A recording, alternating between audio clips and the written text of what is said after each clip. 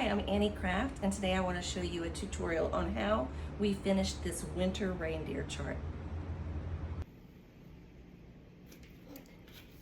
So I got these things from Hobby Lobby. This is a nice wooden trim. I cut off a piece and I tied the end with a knot so all the beads didn't come off. And I got these wooden buttons.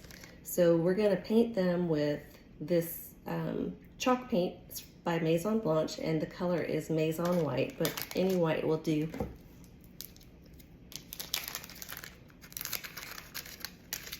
Buttons.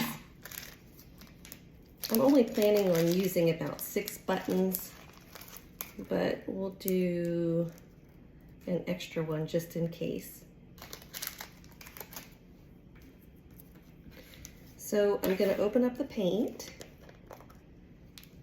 and just get a regular little artist brush. This is a cheap one.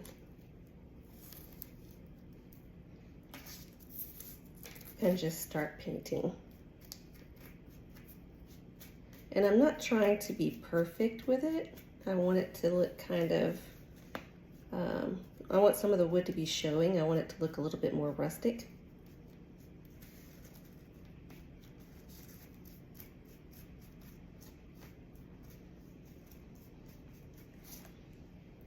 I'm going to do the same thing with the little buttons.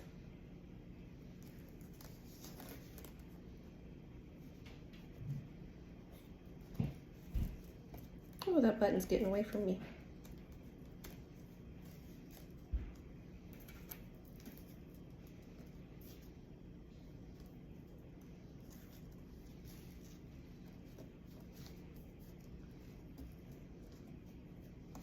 And see, I can use my nails down to hold these down. Do they count as a tool, you think, on my income tax return? That would be nice. Again, I'm not getting them very perfect. I want them to look imperfect.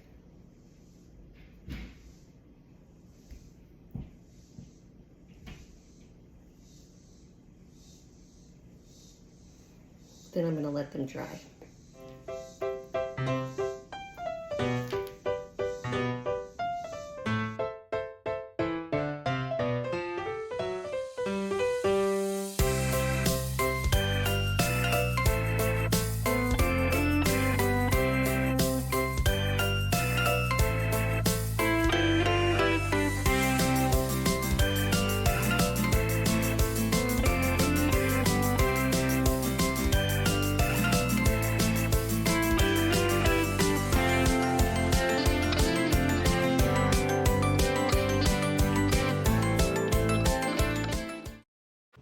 Okay, now I'm going to distress the trim that I painted and also the buttons. So for the buttons, I'm just going to take a sanding block and just very gently scrape it along the top,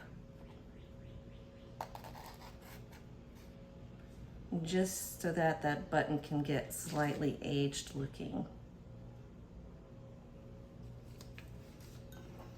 You'll see this one has a little bit of paint that dried in the middle of it, and you can just use your needle to get that out.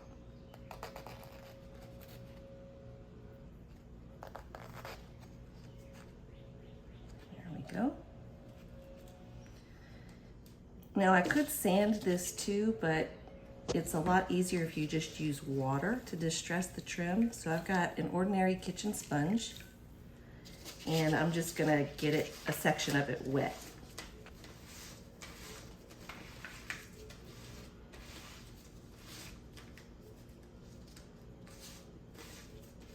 And some of the paint is coming off this way, but after I wet it everywhere, I'm gonna use the scruffy side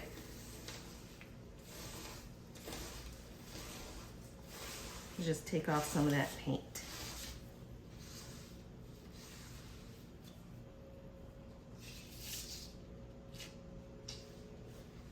You see how it's coming off so nicely. Now I painted this probably about 5 days ago, but when you use a chalk paint, a real chalk paint, you can use water to just make it come right off if it hasn't been sealed.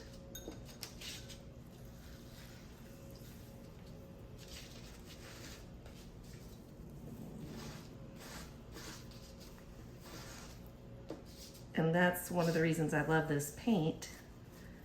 It's because it's non-toxic, it doesn't smell, it sticks to anything. So if you're painting plastic buttons, it'll stick to that too. Hey, cameraman. I'm done, Jack. What? My 10-year-old. I'm done. So I sewed on my buttons and I think they look pretty cute. What I'm going to do now is find the dimensions, the finished dimensions for this project. The finished size was 6 3/4 by 8 inches. So what I do is I cut a piece of board, but I took those original dimensions and I added 1.5 inches to each one. So 6.75 inches became 8.25, and then 8 inches became 9.5. So I cut a piece of foam board that is 8.25 by 9.5. And you can use matte board if you want. This foam board is kind of cool because it has a sticky backing. So I'm gonna just, I think, take off the backing. Here we go.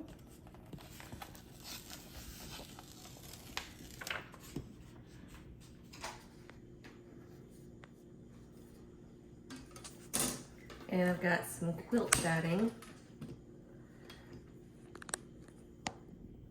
I'm just gonna stick it on here.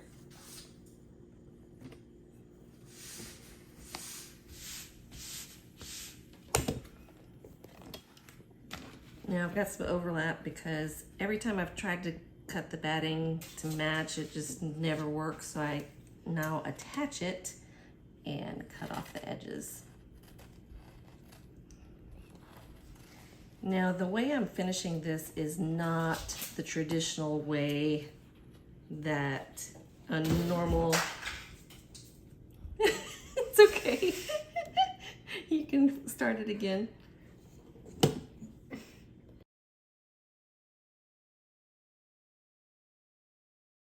What?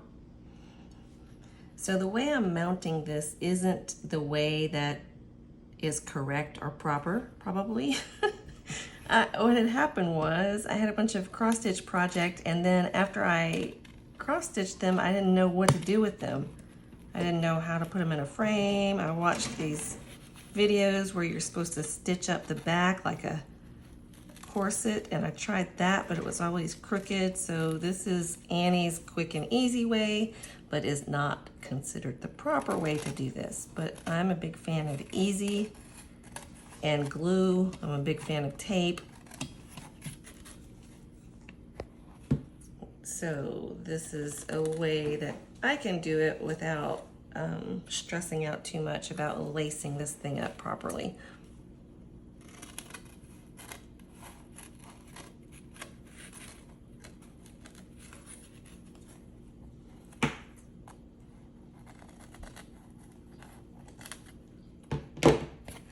So now I've got my foam core and it's got that layer of batting on it. So the next thing I need to do is probably trim up my chart a little bit so there's not so much excess fabric. If you're watching this, you can see I'm not a very good cutter. My son is trying to make me laugh over here. My 10-year-old, he's making monkey shines. Am I allowed to show my face? You can show your face. Hello. Action Jack.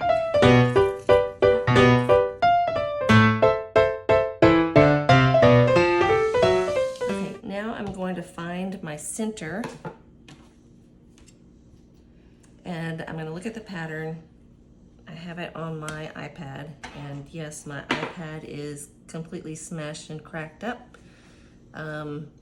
Comment below if you think my husband should buy me a new one. I think he should. Turned on. I don't know if they're turned on or not. So I'm looking on my iPad and I see that the center line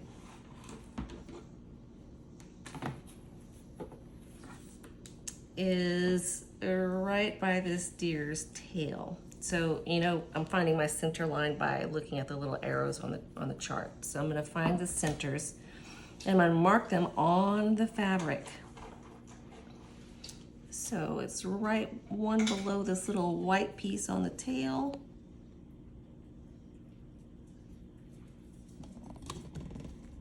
And I'm just gonna mark it out right here. And then, yes, permanent marker on the very edge like that. I'm gonna do this for all of my centers. So on the other side, same thing, one below the little tail.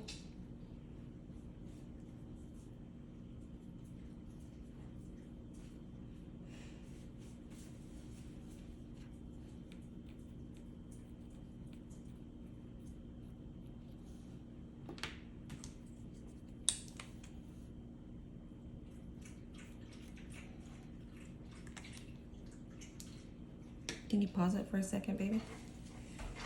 Ow. Just press the stop recording button. So I've got my center lines marked, and I'm gonna flip it over to the wrong side of the pattern, and I can see the Sharpie marker through the fabric. I'm gonna take a ruler.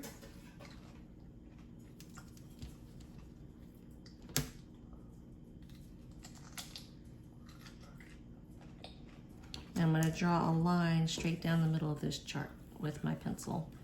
You can use one of those embroidery marker things if you're on darker cloth.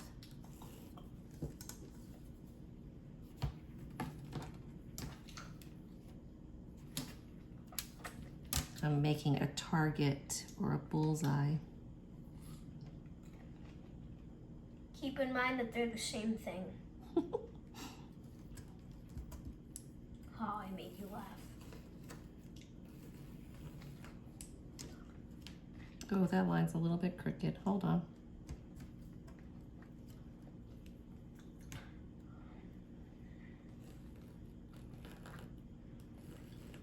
There we go. That's better. All right. Now that that's done, I'm going to take the board that I made and I'm going to draw a target on the back of this. My original measurements were, what were they, Jack? What? Oh, my original, sorry, I had it written down here. Okay. So this was originally 8.25, so I need to divide that in half. And half of 8.25 is X squared. right about here. I'm not ruining the video, am I? No, you're not ruining my video. I like having you as my assistant. Okay, so right about here, I'm going to draw a line. And then on the other side of things, it was 9.5. So 9.5 divided in half is 4.75. X squared. It's always the answer to everything.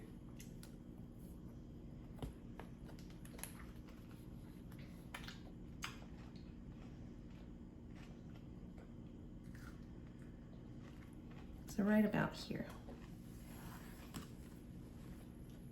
Now I've got my target. My next favorite thing to use is this sticky craft tape. I got that on Amazon. So it shall seem.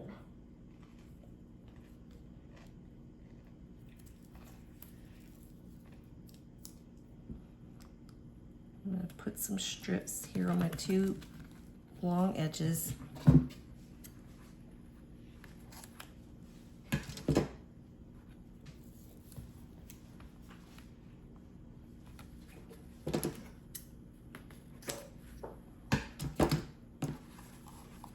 And this is not going on the batting side. This is going on the other side. I'm going to take off. I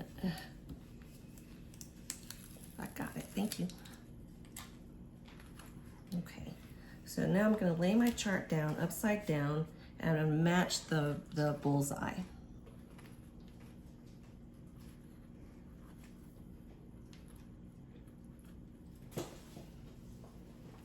Let me stand up for this.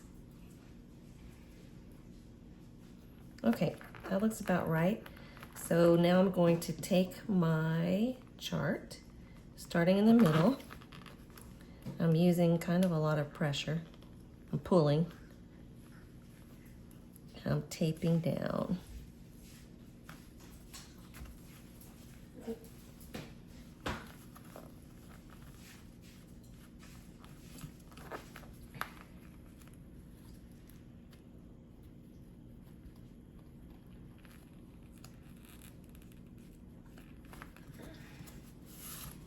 Okay, let's flip it over and see how it's looking. Yep. Okay, now the other side.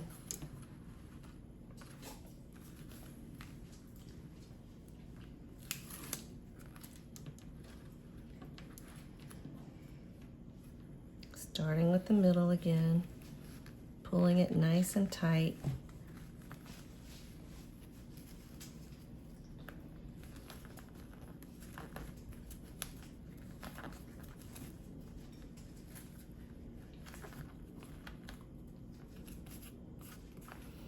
And this tape, you can pull it off. Like if you got it crooked, you can always go back and adjust it if needed, which is perfect for me.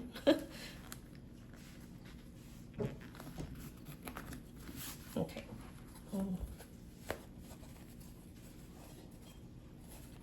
So far, so good.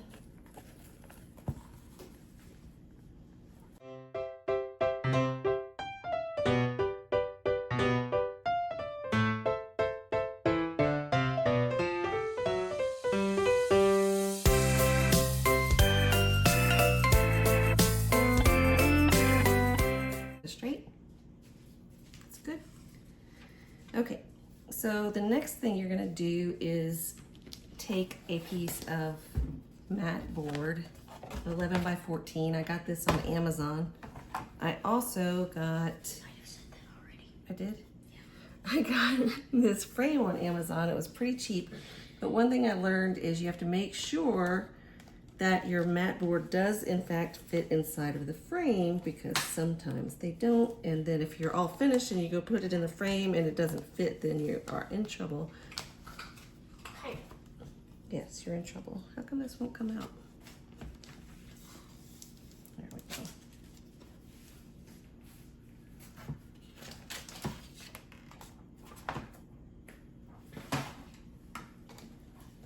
Can you very carefully go set this on the ironing board, please? Sure. Where? On that ironing board. Mm-hmm. Right there. Don't cut yourself. Okay, so here is the mat board, and I will see if it fits in here, and it does, so that's good. You need me to put this over there too? No, thank you. So now I have got a piece of fabric that I want to use with this chart, and I'm going to use some spray adhesive to spray it to my mat board.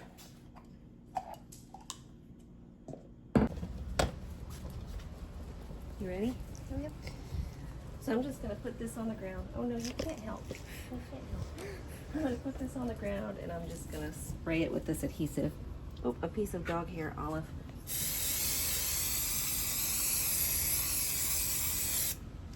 Wow, nothing's changed. All right. So this is the sticky side here, and I've turned my fabric upside down. So this is the right side that's not facing me. And I usually try to stay away from fabric that has patterns in a straight line because I can never get it straight. But let me just try to line it up with these dots. Oh boy. Okay. I'm going to flip it over.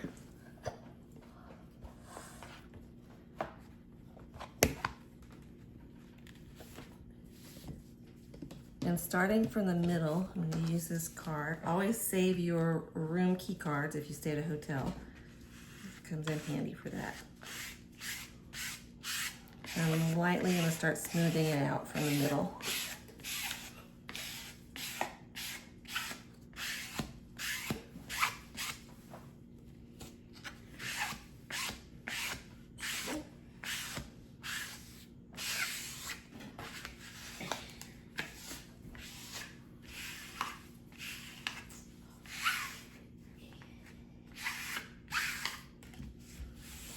Okay. Now I'm going to flip it over. What are you doing? I'm going to get You can't get enough of me. Get out. Okay, so now I'm going to take my trusty double-sided tape again.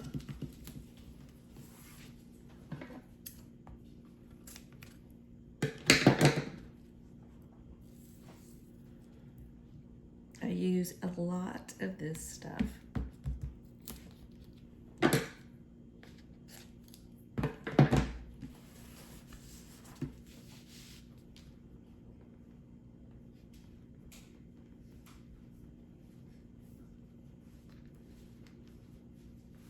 I can just catch the end here. It's nice to be thinking about Christmas. And these winter reindeer in Texas, it is over 100 degrees right now. We're in July and it's miserable. Our AC can barely keep up. I'd say it's not keeping up actually. I heard somewhere that it only cools off, your AC can cool it off about 20 degrees. So when you're in 100+ degree weather, it got up to 115 the other day. Then you can imagine the temperature inside of the house. It wasn't fun. Are you gonna start cross stitching again, Jack?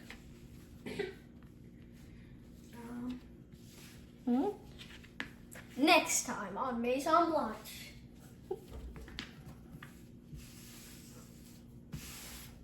All right, so A those big two sides are decision. done.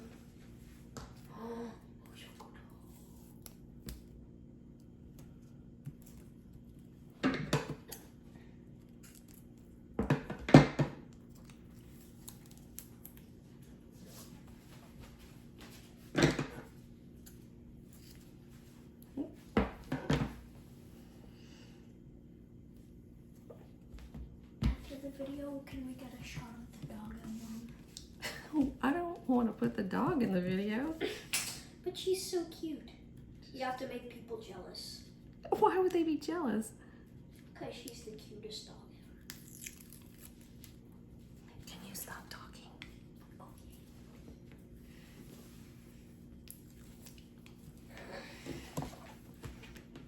Fold this right here over.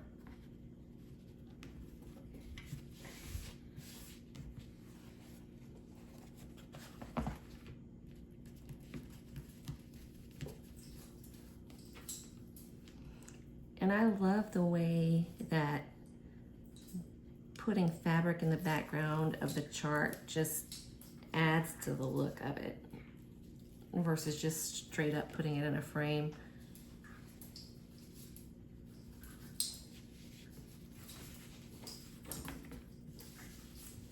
Okay, so this is going to sit here like this. Olive. Okay, now I'm going to glue this to my backing.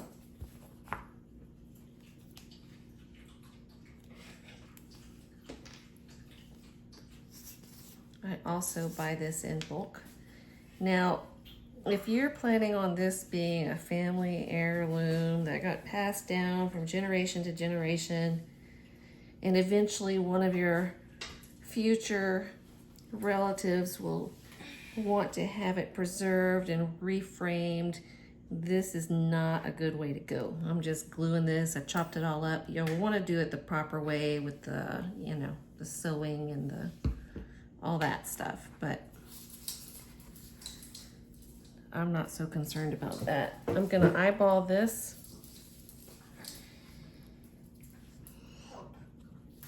And then I'm gonna take a little ruler and make sure that it's about even. So I've got about 2 inches on this side. Oh, so it's not quite there. I need to scoot it over a little bit. Can you stop playing with the dog while I'm trying to do this? Okay. I've got about 1 1/4 inch here. And about 1 1/4 inch there. Make sure it's lined up with all of my polka dots. Okay, and then I'm going to take a big book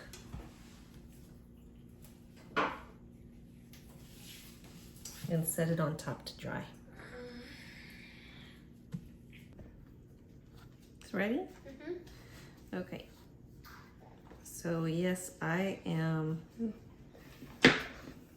going to use glue